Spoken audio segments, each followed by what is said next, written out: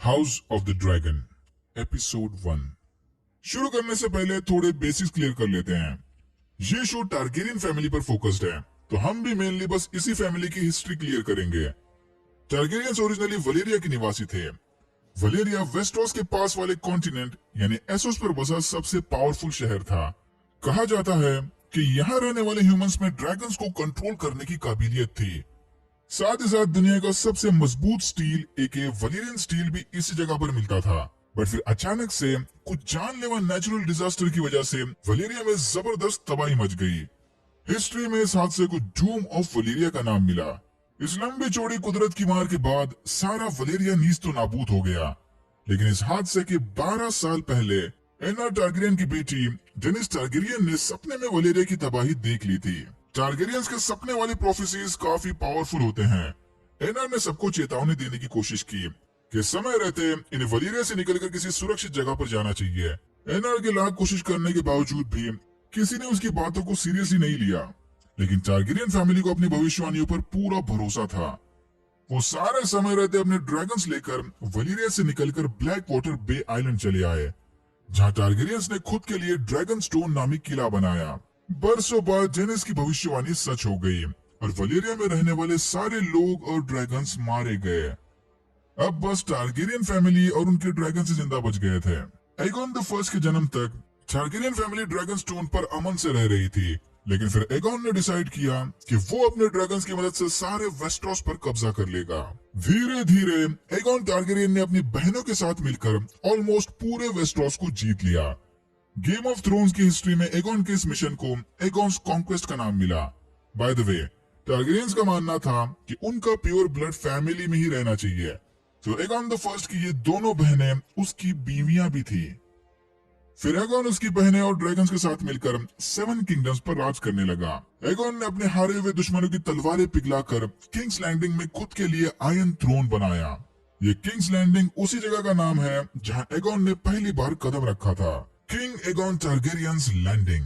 Westeros की गद्दी मिलते ही टारगेरियन फैमिली यहीं रहकर अपने वंश को आगे बढ़ाने लगे, फैमिली के अंदर ही शादियां करवाकर। लेकिन सेम ब्लड लाइन में वंश को बढ़ाने वाले रूल की वजह से टारगेरियन फैमिली की फ्यूचर जनरेशन में प्रॉब्लम्स आने लगे, जेनेटिक इश्यूज।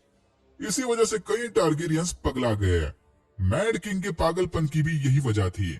शायद जेनेरस भी इसी रीजन से लास्ट में मैड क्वीन बन गई।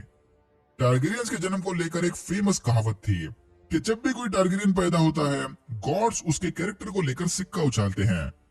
कुछ टारगेरियंस नेक दिल और अच्छे स्वभाव के निकलते, तो कुछ फायर एंड ब्लड के पैसे निहायती सरफिरे टाइप के।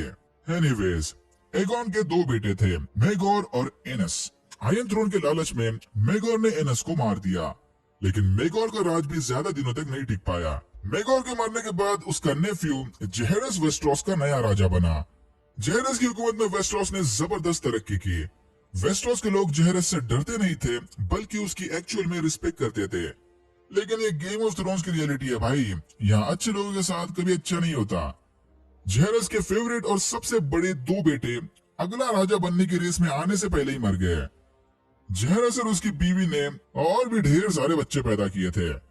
ऑलमोस्ट 100 साल तक वेस्टरोस पर राज करने के बाद टारगेरियंस की फैमिली अब एक नए रूलर के इंतजार में थी। टारगेरियंस के पास टोटल 10 बड़े बड़े ड्रैगन्स थे। देख के लग नहीं रहा था कि इनका राज जल्दी खत्म होने वाला है। किंग जेहेरस की बढ़ती उम्र और खराब तबीयत की वजह से उसे अब अपना सक्सेसर चुनने की जरूरत थी। जेहेरस के बड़े 2 बेटे तो अब इस दुनिया में नहीं रहे, तो इनकी लंबी चौड़ी फैमिली में से टोटल 14 लोगों ने आयरन थ्रोन पर बैठने अपना नाम दिया। जेहेरस नहीं चाहता था कि वेस्टरोस की गद्दी को लेकर इसकी फैमिली के अंदर सिविल वॉर शुरू हो जाए। स्पॉइलर अलर्ट, आगे चल के बिल्कुल ऐसा ही हुआ। जेहेरस ने अपना सक्सेसर या एयर चुनने काउंसिल ऑफ हारनहाल की मीटिंग बुलवा ली। ये खुद कोई डिसीजन नहीं लेने वाला, सब कुछ अब काउंसिल के वोट पर डिपेंड करता है। 14 में से बस 2 एयर्स का क्लेम पास हुआ। एक जेहेरस की बेटी रेनिस टारगेरियन और दूसरा उसका पोता विसेरिस टारगेरियन। उस वक्त सबका मानना था कि आयरन थ्रोन पर कोई औरत नहीं बैठ सकती। जेहेरस के इसी रूल की वजह से उसकी बीवी भी उसे छोड़कर चली गई थी।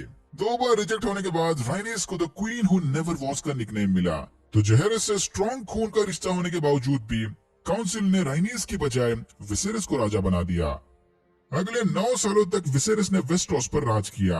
हाउस ऑफ द ड्रैगन की कहानी यहीं से शुरू होती है। जेनेरिस टारगेरियन के पैदा होने से 172 साल पहले विसेरिस की बेटी रहीनिरा टारगेरियन उसके ड्रैगन सेरेक्स पर बैठकर किंग्स लैंडिंग के चक्कर लगा रही थी। उस वक्त ड्रैगन पिट टूटा फूटा नहीं था, यहाँ एक्चुअल में ड्रैगन्स को रखा जाता था। विसेरिस के राइट हैंड ओटो हाईटावर की बेटी एलिसेंट रहीनिरा की बेस्ट फ्रेंड थी। रहीनिरा को ये प्रिंसेस वाली ड्यूटीज निभाने में जरा भी इंटरेस्ट नहीं था, उसे तो तलवार उठाकर लड़ाइयां लड़नी थी। रहीनिरा की माँ एमा प्रेग्नेंट है। एमा ने समझाया कि रहीनिरा की तकदीर में भी यही लिखा था, क्वीन की तो बस एक ही मेन ड्यूटी होती है, अपने राजा के लिए नया वंश पैदा करना। रहीनिरा को यह बात जरा भी पसंद नहीं थी कि बस उसके लड़की होने की वजह से कोई उसे आयरन थ्रोन पर बैठने के लायक नहीं समझता। विसेरिस को पूरा यकीन था कि इसे बेटा ही होगा।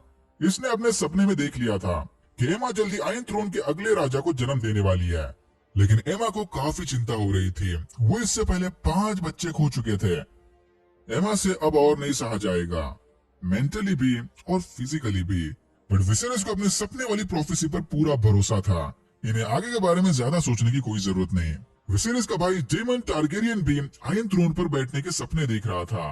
विसेरिस के घर बेटा पैदा होते ही इसके सारे सपनों पर पानी फिर जाएगा। अंकल डेमन रहीनिरा के लिए वलीरियन स्टील से बना नेकलेस लेकर आए थे। इन दोनों के बीच भी टारगेरियन लव कनेक्शन के वाइब्स आ रहे थे। विसेरिस के स्मॉल काउंसिल में आधे लोग डेमन से नफरत करते थे। ऑटो तो मान लो उसका कट्टर दुश्मन ही बन गया था, राजा तो दूर की बात। इन्हें लगता है कि डेमन विसेरिस के आसपास भटकने के काबिल भी नहीं था, इसीलिए स्मॉल काउंसिल ने डेमन को सिटी वॉच का कमांडर बनाकर गलियों में बिजी रखा था। लेकिन डेमन ने सिटी वॉच के सोल्जर्स एक गोल्ड क्लोक आर्मी को निहायत ही ब्रूटल ट्रेनिंग देकर अपनी तरह ही खतरनाक बना दिया था। डेमन का मानना था कि विसेरिस के नरम बर्ताव की वजह से किंग्स लैंडिंग में काफी क्राइम्स बढ़ रहे थे, तो इसने एक रात गोल्ड क्लोक को सुपर चार्ज करके कानून को अपने हाथ में ले लिया। गोल्ड क्लोक्स ने गुनहगारों को घर से बाहर निकालकर खुलेआम सड़क पर सजा देना शुरू कर दिया। डेमन ने चोरों के हाथ काट दिए, रेपिस्ट के अखरोट काट दिए और मर्डरर्स के सर काट दिए। विसेरिस डेमन के इस एक्सट्रीम बर्ताव से जरा भी खुश नहीं था। उसने फौरन डेमन को स्मॉल काउंसिल में मीटिंग के लिए बुलवा लिया। डेमन ऊपर के मन से सबको सॉरी बोलकर अपनी गर्लफ्रेंड मजेरिया से मिलने चला गया। डेमन की वेल में एक बीवी भी थी, पर उसे जबरदस्ती शादी में मिली बीवी में कोई इंटरेस्ट नहीं था। डेमन सारा टाइम वेल से दूर किंग्स लैंडिंग के कोर्टों पर बिताता था। आयरन थ्रोन पर बैठने के पीयर प्रेशर की वजह से डेमन के परफॉर्मेंस पर भी इफेक्ट पड़ने लगा। विसेरिया ने उसे समझाते हुए कहा कि डोंट वरी, जल्दी सब कुछ ठीक हो जाएगा। विसेरिस ने अपने होने वाले बच्चे की खुशी में जोस्टिंग टूर्नामेंट रखी थी। कुछ ज्यादा ही ओवर कॉन्फिडेंट हो रहे थे राजा जी। वेस्टरोस के अलग अलग हाउस के नाइट्स ने इस टूर्नामेंट में हिस्सा लिया। डेमन भी अपना बैडएस ड्रैगन आर्मर पहनकर गेम में घुस गया। इसी दौरान एमा लेबर में चली गई। ऑटो हाईटावर को नीचा दिखाने डेमन ने उसके बेटे को जोस्टिंग में बुरी तरह से गिरा दिया और फिर जले पर नमक छिड़कने ऑटो की बेटी एलिसेंट से फेवर मांगने चला आया। इसी दौरान रहीनिरा का पूरा ध्यान डॉन के नाइट सर क्रिस्टन कोल पर था। कोल के सक्सेस को देखकर डेमन ने उसे लड़ाई के लिए चुनौती दी। जोस्टिंग के गेम में कोल ने डेमन को घोड़े से गिरा दिया, लेकिन डेमन हार मानने को तैयार नहीं था। डेमन ने उसे क्लोज कॉम्बैट लड़ाई के लिए चुनौती दी। पहले लग रहा था कि डेमन की वलीरियन तलवार कोल के मॉर्निंग स्टार पर भारी पड़ जाएगी, लेकिन कोल ने डेमन को इस लड़ाई में भी हरा दिया। 2 बार धूल चाटने के बाद आखिरकार डेमन ने सरेंडर कर दिया। यह तो बस इनके राइवलरी की शुरुआत है। लेबर की खबर मिलते ही विसेरिस एमा के पास चला गया। एमा को डिलीवरी में काफी दिक्कतें आ रही थी। मेस्टर ने विसेरिस को बताया कि अब इसे बहुत डिफिकल्ट डिसीजन लेना होगा। एमा की हालत देख लग नहीं रहा था कि वो प्रेगनेंसी को सरवाइव कर पाएगी। विसेरिस के पास अब 2 ऑप्शन थे, या तो ओल्ड एंड न्यू गॉड्स के भरोसे डिलीवरी को आगे बढ़ा दो, या फिर एमा का पेट काटकर अपने बेटे को बाहर निकालो। ऐसा करने से विसेरिस को नया वंश तो जरूर मिल जाएगा, बट एमा की कुर्बानी देनी होगी। थोड़ा सोच विचार करने के बाद विसेरिस बेटे के लिए एमा की बलि चढ़ाने तैयार हो गया। काफी गट रेंचिंग और पेनफुल सीन था यह। विसेरिस से ऑर्डर मिलते ही आया ने एमा का पेट काटकर बच्चे को बाहर निकाला। मुबारक हो, बेटा हुआ है। एमा तो नहीं रही, बट जाने से पहले इसने विसेरिस को नया वंश जरूर दे दिया। अनफॉर्चुनेटली पैदा होने के कुछ समय बाद ही विसेरिस के बेटे ने भी दम तोड़ दिया। विसेरिस ने एक ही दिन में अपनी बीवी और बच्चे दोनों को खो दिया। बेटे की पैदाइश का जश्न अब मातम में बदल गया। बीवी और बच्चे का ड्रैगन फायर से अंतिम संस्कार करने के बाद विसेरिस अकेले में शोक मना रहा था। फिर ऑटो ने अपनी बेटी एलिसेंट को किंग का मन बहलाने भेज दिया।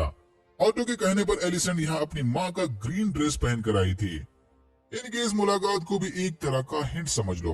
ऑटो का मानना था कि करंट सिचुएशन के बाद इनका रन थोड़ा अनस्टेबल हो गया था। अवाम अगले राजा के फ्यूचर को लेकर थोड़ा चिंतित थी। इन्हें जल्द से जल्द विसेरस का सक्सेसर ढूंढना होगा। आयरन थ्रोन पर लगी तलवारें विसेरस को जख्म दे रहे थे। ये घाव तो भरने का नाम ही नहीं ले रहा था। ये शायद इसी बात का साइन था कि आयरन थ्रोन भी अब विसेरस को अपने लायक नहीं समझती। इसे जल्द से जल्द नया सक्सेसर अनाउंस करना होगा। राजा का काउंसिल दो हिस्सों में बढ़ गया। कुछ लोग डेमन के सपोर्ट में थे तो कुछ उसके अपोज में। डेमन चुपके से इनकी सारी बातें सुन रहा था। राइनिस का हस्बैंड कॉर्लिस वलेरियन एके सी स्नेक भी स्मॉल काउंसिल का मेंबर था। राइनिस की उम्र की वजह से विसेरिस ने फिर से उसका नाम रिजेक्ट कर दिया।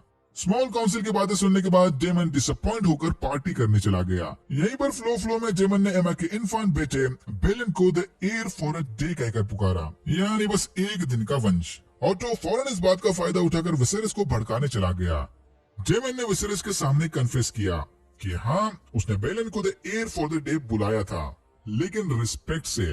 वो बेलन की मौत का मजाक नहीं उड़ा रहा था, लेकिन विसेरिस को अब कुछ नहीं सुनना था। डेमन की भी फुल सटक गई थी। उसने विसेरिस को एक कमजोर राजा बताया, ऐसा कमजोर राजा जो खुद अपने भाई पर भरोसा नहीं करता।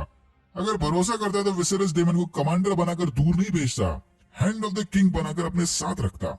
यह सुनते ही विसेरिस ने उसे बताया कि आज के बाद डेमन आयरन थ्रोन के एयर लिस्ट से बाहर हो गया। किंग विसेरिस ने डेमन को ऑर्डर्स दिए कि वो अभी का अभी किंग्स लैंडिंग छोड़कर वापस वेल चला जाए। डेमन को किंग्स लैंडिंग से निकालकर विसेरिस ने रेनीरा को आयरन थ्रोन का एयर चुना। Finally queen रेनीरा। विसेरिस ने बेटे के इंतजार में बहुत सारे साल वेस्ट कर दिए, अब और नहीं। रानी की शपथ लेने से पहले विसेरिस ने इसे दो फैमिली सीक्रेट्स बताए। पहला कि टारगेरियंस ड्रैगन को कंट्रोल कर सकते हैं, ये बस एक इल्यूजन है, इनका शायद ड्रैगन के साथ कोई अलग कनेक्शन था। और दूसरा कि कभी भी प्रोफेसीज को इग्नोर मत करना, नहीं तो जिस शक्ति ने वलीरिया को तबाह कर दिया वो टारगेरियन फैमिली को भी मिटा के रख देगी। अगले दिन सारे लॉर्ड्स के सामने विसेरिस ने रेनीरा को ऑफिशियली अपना सक्सेसर घोषित कर दिया। दूसरी तरफ मिसेरिया को गुड बाय बोलकर डेमन अपने ड्रैगन क्रैक्सिस के साथ किंग्स लैंडिंग से बाहर चला गया। और यहाँ होता है एपिसोड 1 खत्म। और हाँ, स्मॉल काउंसिल एक मीटिंग के वक्त ट्राइकी के एडमिरल क्रागस ड्राहर एक क्रैब फीडर के बारे में बात कर रहे थे। वो अगले एपिसोड में आएगा, तो उसके बारे में हम आगे बात करेंगे। आगे तो टाइम जंप भी आने वाला है। Alright, that's it for now. अगर आपको वीडियो अच्छा लगा तो please like share and subscribe for more videos like this. मैंने ऐसे और भी वीडियोस बनाए जिनके लिंक्स आपको डिस्क्रिप्शन बॉक्स में मिल जाएंगे। Thank you very much for watching and I am hoping to see you in my next one.